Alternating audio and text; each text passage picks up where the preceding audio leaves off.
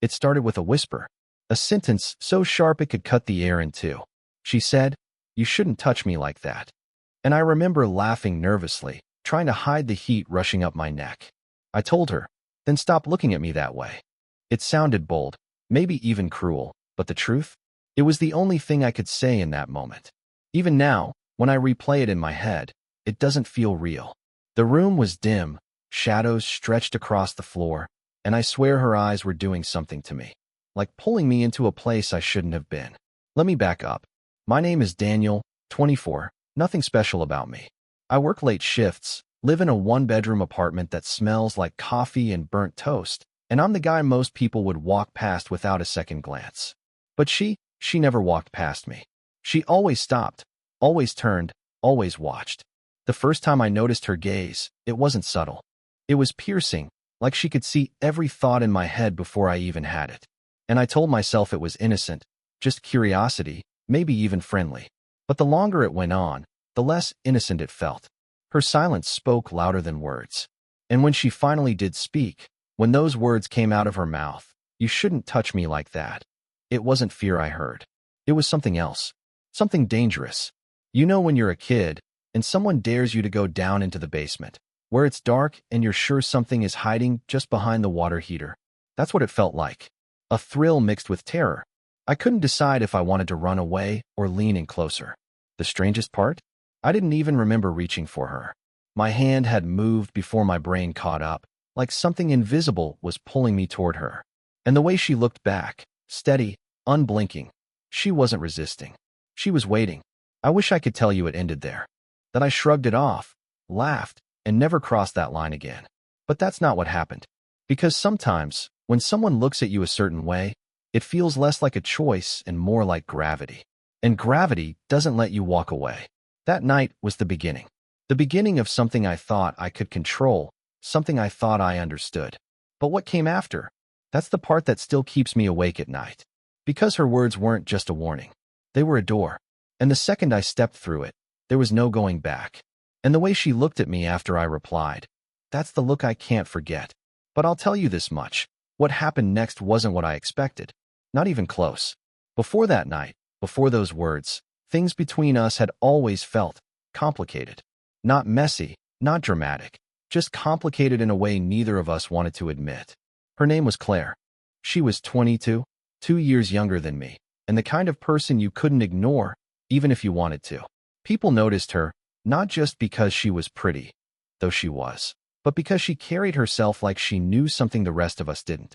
She had this quiet confidence, like she'd seen the ending of the movie before anyone else. We met through a mutual friend at a late-night study group in college. She wasn't supposed to be there. Her major had nothing to do with ours. But she walked in, pulled up a chair, and sat down like she belonged. And from that moment, it was like she did.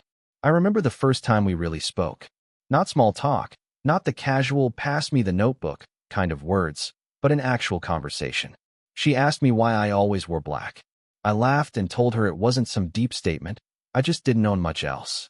She smiled, tilted her head, and said, "No, it's because you're hiding." It shook me. No one had ever said something like that to me, not right off the bat. And maybe that's why I couldn't stop paying attention to her.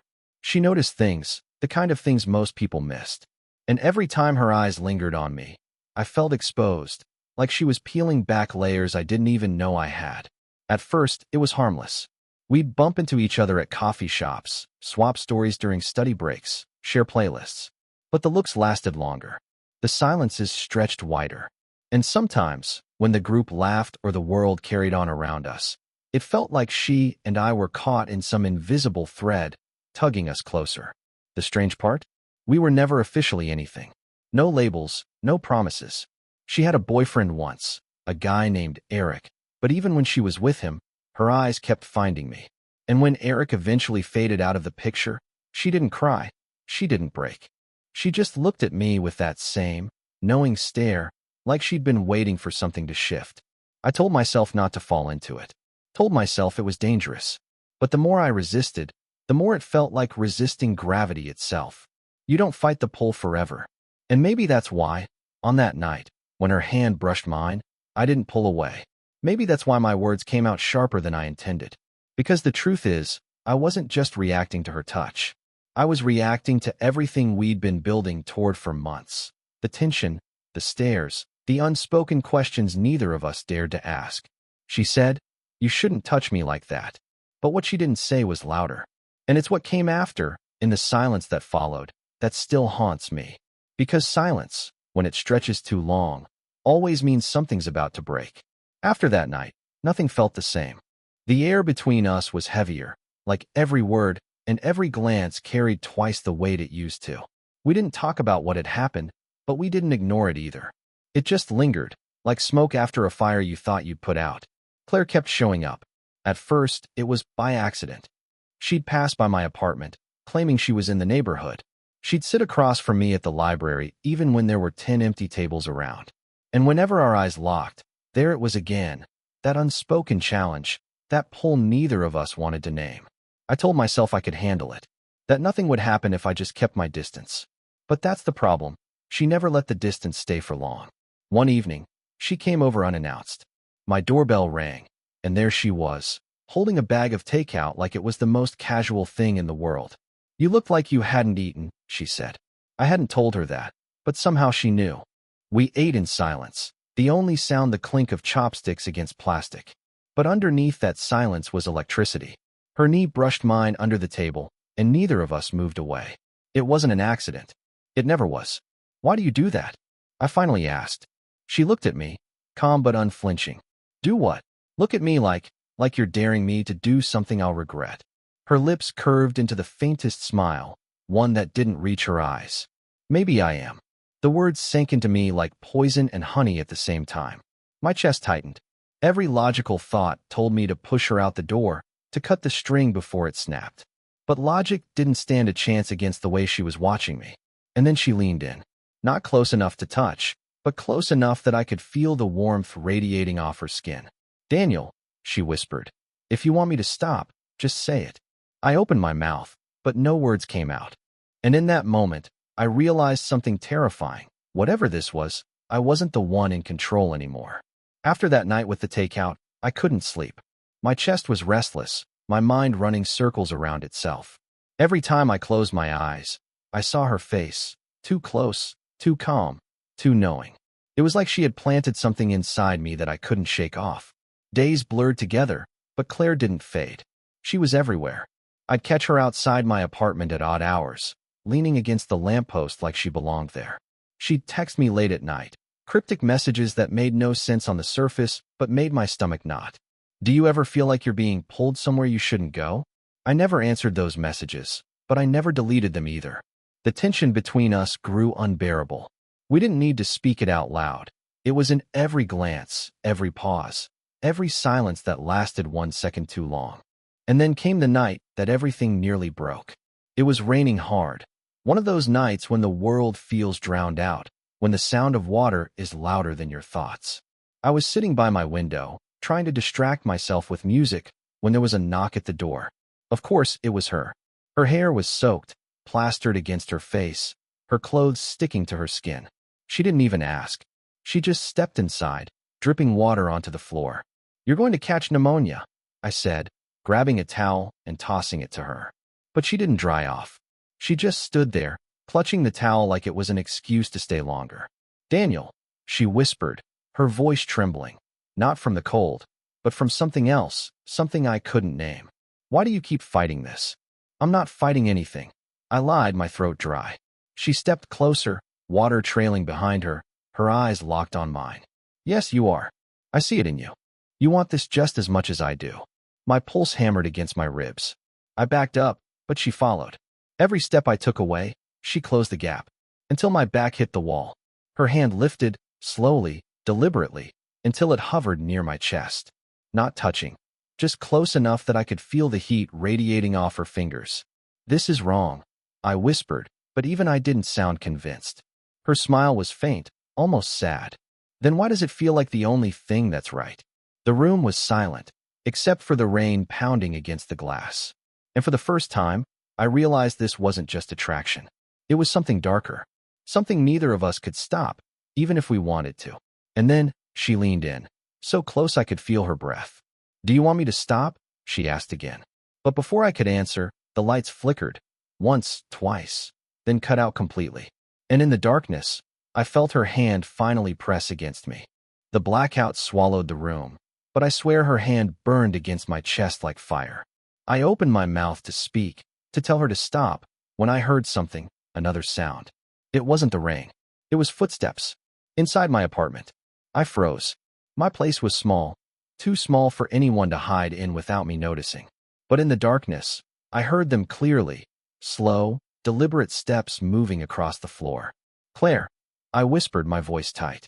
But she didn't answer. When the lights sputtered back on for half a second, my stomach dropped.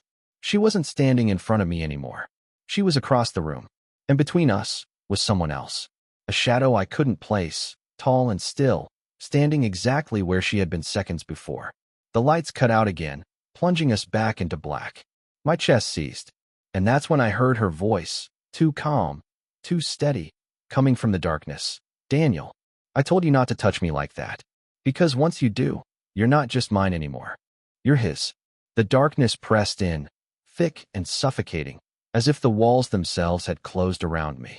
My breath came shallow, my ears straining for the sound of footsteps. But there was nothing now, just silence. "Claire," I called out, my voice cracking. No reply. And then, fingers, cold, claw-like, grazing the back of my neck. I spun, heart hammering, but the room was too dark to see. My body froze, caught between running and fighting, neither option making sense in the void. The lights flickered again, just long enough to paint a nightmare in front of me. Claire stood in the corner, her eyes wide, shining with something I didn't recognize, fear. But what rooted me to the spot wasn't her expression. It was the figure standing behind her. He was tall, impossibly tall, his frame twisted like it had been stretched too far. His face, or what should have been his face, was blurred, shifting in and out of focus like smoke caught in a jar. And his hands rested on Claire's shoulders as if she belonged to him. "Daniel," she whispered, tears streaking down her cheeks. "I tried to warn you. The moment you touched me, he had you too." My stomach dropped. This wasn't about attraction. This wasn't about temptation. It was something else entirely. A bond. A trap. The figure moved toward me, slow, deliberate, its shadow spilling across the walls like ink. Claire broke free, rushing forward, clutching my arm. "Run," she hissed. But when I tried to pull back, I realized I couldn't. My legs wouldn't move. My body wouldn't listen. That hand I'd felt in the dark, it hadn't just touched me. It had claimed me. And as the shadow closed in, I finally understood the cruelest twist of all. Claire hadn't been trying to seduce me. She'd been trying to pass him on. Her eyes locked with mine, and for just a second, I saw it. The guilt, the sorrow. And then it was gone, replaced by relief. Because she wasn't his anymore. I was. When I finally woke, the rain had stopped. My apartment was quiet again, too quiet, like nothing had ever happened. The lights were on, steady and still, humming softly above me.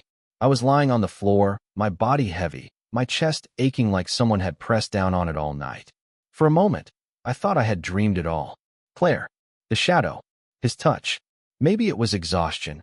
Maybe my mind had cracked under too many sleepless nights. I wanted so badly to believe that. But then I saw it. On my skin, just over my heart, a dark imprint. 5 marks, shaped like fingers burned into my flesh. I pressed my palm against it, and a cold shiver crawled through me. It wasn't a dream. It was real. Claire was gone. No note. No trace of her ever being there. Her towel was gone, the takeout boxes too. As if she had been erased from the room entirely. But she hadn't been erased from me. In the days that followed, I tried to go back to normal. Work, coffee, late nights staring at the ceiling. But nothing was normal anymore. I'd catch my reflection in windows and swear I wasn't alone in the glass. I'd feel the weight of eyes on me when I walked down empty streets. And sometimes, when I closed my eyes, I'd hear his footsteps, slow, deliberate, echoing in the dark. I realized something then. Claire hadn't wanted this either. She had been trapped, just like me. Her stares, her silences, the way she pushed and pulled. It hadn't been a game. It had been desperation. She was trying to hand him off, to free herself. And in the end, she did. It's strange, the things we do when we feel watched. How we pretend we're in control when really, we're only reacting to something bigger, something unseen. That's what he is. He doesn't force himself. He waits. He lingers. He lets us fall into each other, touch each other, choose each other, until we're bound. And once you're bound, there's no cutting the string. People still ask me why I live the way I do now, why I don't date, why I keep to myself, why I flinch when someone's hand brushes mine. I don't know how to explain it without sounding insane. So I just say this. Some people aren't meant to be touched. And some looks aren't just looks. They're doors. And once you step through, you don't always walk back out.